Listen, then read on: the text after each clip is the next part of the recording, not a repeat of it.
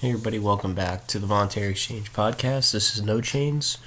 It's Sunday, the 6th of October, and I thought I'd do a video about, I haven't done one on Hong Kong in a while, and I've actually haven't been following it, but I did some reading the last couple days, and you see the headlines. There was the headline last week about the protester being shot with live ammunition by the police, and of course that made the Western media. The story has been out of the media ever since the last Iran Saudi situation and Trump's impeachment conspiracy Ukraine situation that we have going on right now. But of course, anytime the Western media can push the Hong Kong narrative again, they'll do it when they have something to push. And of course, the crackdown like this was expected. We've gone over the organization behind a lot of the protesters and the training and goals. The goals might be freedom, but the way to get there is to provoke the violence of the state against you, and then have you have a foreign outside force pushing for change and supporting you, and they blatantly are waving American flags in the streets. So that brought it back into the water cooler of the office, because my office water cooler talk is, because of the internet, you do get these stories flashing in front of you, even if you have no idea what's going on in them. So you have to talk about the Hong Kong protests. I think my dentist asked me about it, and he doesn't have any backstory. So I went, yeah, it's a little more complicated than they're making it, and I just went, I ended it there. So moving on from there, we have the government in Hong Kong. What's her name? Lam, on her last legs, declaring this is how the state the only way they can handle their problems is just, and we'll talk about this when we get to Iraq. She tries to reason with the protesters. The protesters don't want to hear it, and the state, doesn't really have the authority to have the moral high ground. They just come back and go, well, we're going to institute a anti-mask law to stop the protests, which, of course, that's not going to stop the protests, and it's also going to ignite support abroad for the protesters, especially those who have a vested interest in seeing China destabilized and Hong Kong and its political and business interests moved more westward. So there's been 3 days of violent protests and peaceful protests, but protests since that time. In some of the pictures I found, and this is the story that's going around, they built a catapult. The protesters. It didn't work well. There's videos you can find on Twitter, or if you just go to the Zero Hedge article that I linked to, they have the tweets there. If you can kind of look at it, there's that black cylinder on the ground there, and that flings bricks at the police. It wasn't very successful, but I'll give them props for trying. The continued closure of railroad, the metro railroad system has continued. The protesters see them as in league with Beijing, so they continue to. There's videos you can watch of the aftermath of their fight for freedom, where they go through these MTA. Sorry, my cat won't leave me alone. these MTA terminals, and they smash all the surveillance cameras, which is fine, in my opinion.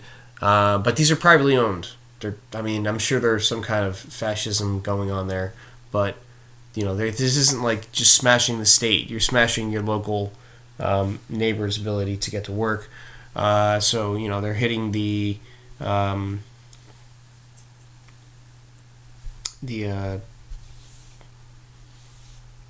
water systems, the electric systems, knocking all the lights out, and you can watch the videos. The places are flooding from all the the overhead sprinkler systems going off.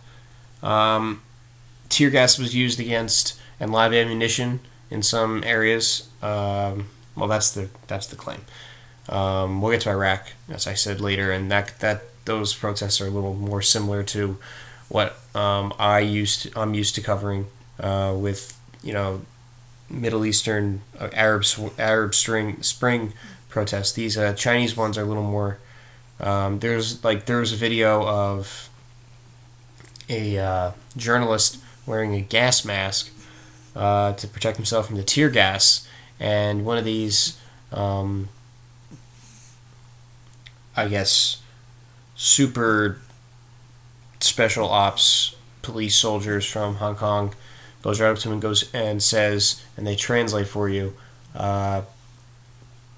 who gave you the privilege of wearing a mask? And he just has to take it off and just lets the tear gas kind of hit him, and they move off. Like, they don't even wait to watch him do it because they know they have such power there that people know what to do, especially onlookers. If you're in the protests, I'm sure you fight, but if you're just an onlooker, there's really no reason to get involved because the repercussions are pretty extreme.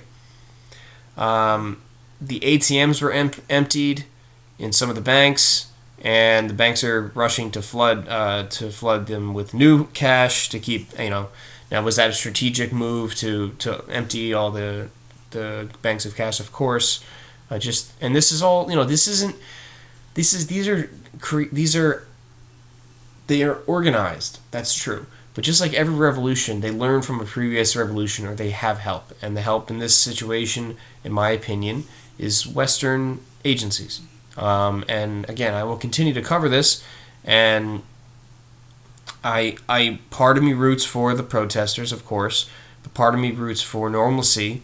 And I don't want to see another country ripped apart because the United States is involved in their valid uprising, and as we'll get to later in the week, and I'll go through. I'm going to go around the bases and hit all the Middle Eastern stories and what's been going on. We have some movement on some of them, but when we get to them, you'll see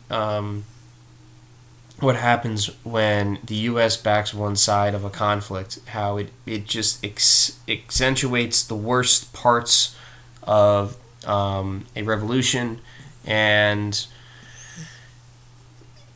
and again we'll get to Iraq. The pendulum is swung all the way back in Iraq, and this is all still repercussions from overthrowing Saddam and giving them freedom. So this is why I cover the Hong Kong protests the way I do. I don't want the U.S. involved in them at all, and that they are only is worse for the people in the streets. So that's going to be it for this video. I just wanted to check in on Hong Kong and give you a little update on where I'm at with that. I'll have more videos this week. You can check out me and Truth Force's videos over on the Decentralized News channel. You can also find us on Minds and BitChute. If you're on the blockchain, I post all my videos to ThreeSpeak, which is a YouTube alternative that they seem to be focusing on keeping it decentralized, keeping it free speech. There's no censorship on what you can put on there. Unless you're taking somebody else's information. If you're just reposting somebody else's work, they frown upon that. But I'm also on Steemit, which is the more blog website associated with the Steem blockchain. And again, that's decentralized, and you're not dealing with big tech. And other than that, we have decentralizednews.com, which is the website where you can kind of find it all. And then I'm over on Twitter at NoChains, I think 09. I don't know what, I'm never on there. Maybe I'm 10, 09 or 10. So again, check me out and follow the Decentralized News channel on YouTube. Hit the subscription and the notification button and bell, so you'll be notified when we go live. We try to do a weekly podcast where we just chat about all the stories we've either covered in that previous week or we will be covering going forward.